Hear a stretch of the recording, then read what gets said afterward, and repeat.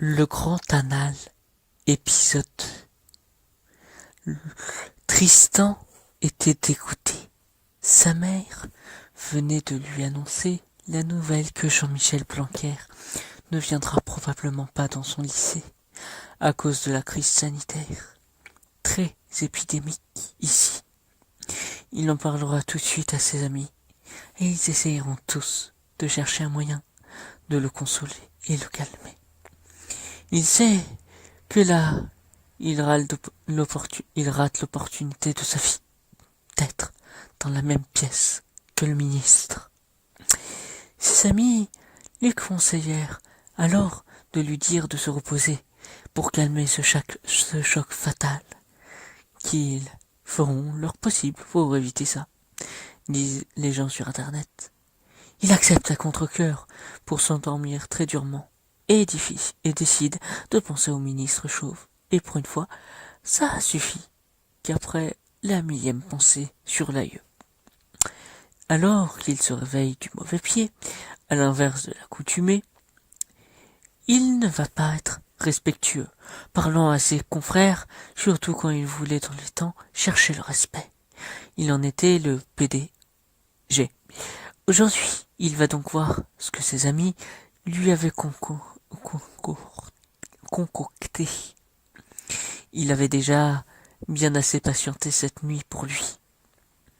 Il montrera ainsi un diaporama des meilleures photos de Blanquer.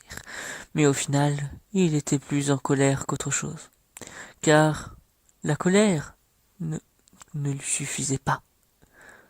Car déjà qu'il avait la plupart des photos du réconfort amical, il se mit ainsi à bouder et pleurer dans sa chambre.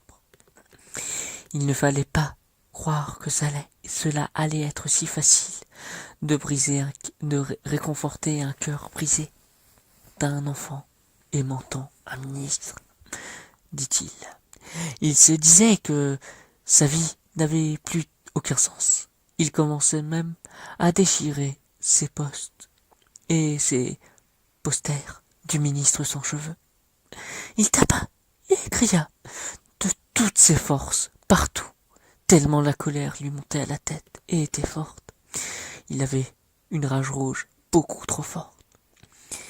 Ainsi, sa mère venue voir son fils pour voir ce qu'il se passait.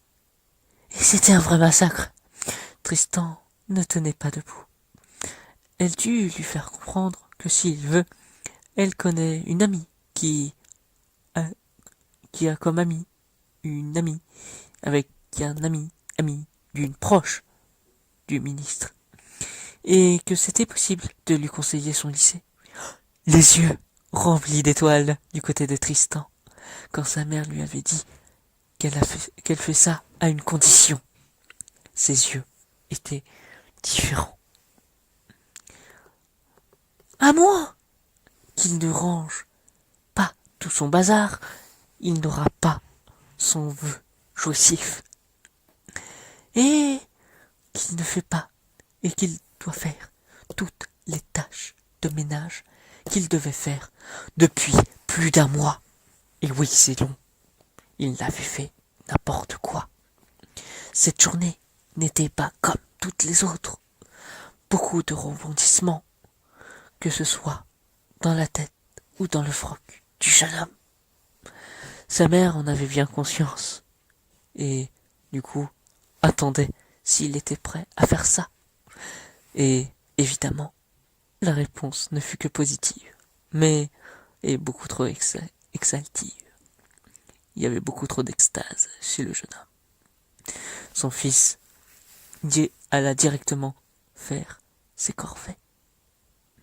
Bien sûr, il décida donc de se dépêcher de le faire, mais proprement. Il sait que s'il laissait des saletés, sa mère laisserait tomber leur accord. Mais surtout que là, il doit se dépêcher aussi, car le grand oral arrive à grands pas.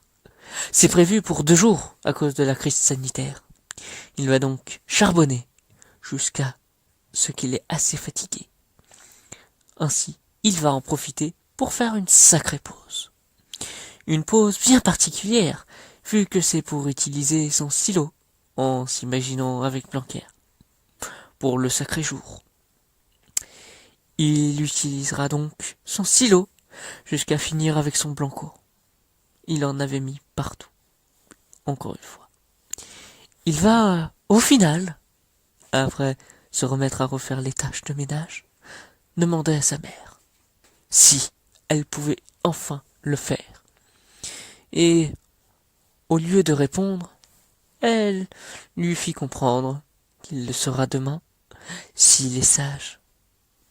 Alors, l'enfant était si impatient de demain, et, ayant une assez grosse estime de lui-même, ayant la grosse tête, il se disait qu'il avait très bien fait ce qui lui avait été demandé en échange.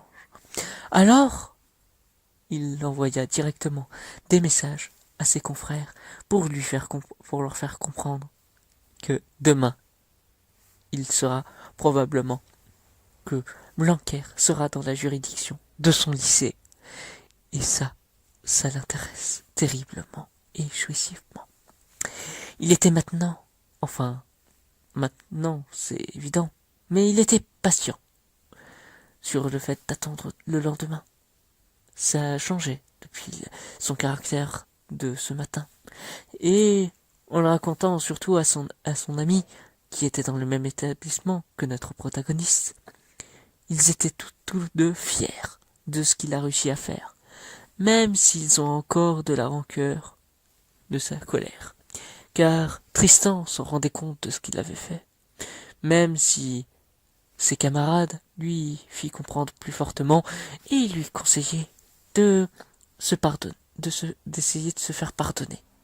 Et il a réussi ça haut la main et le pardonna assez facilement. Cependant, le truc c'est que c'était bête qu'il soit aussi compréhensible. Alors, ils vont chercher à faire qu'il s'excuse, une fois encore, pour être certain de la chose, car il pourrait raconter ça juste parce qu'il adore le personnage et qu'il voulait vraiment être avec lui. Et il se réexcusa. Ses amis le crurent, et il sera enfin en paix avec lui-même pour aujourd'hui. Le stylo dressé pour une journée très très dure. À suivre dans le prochain épisode, dans le prochain et dernier épisode.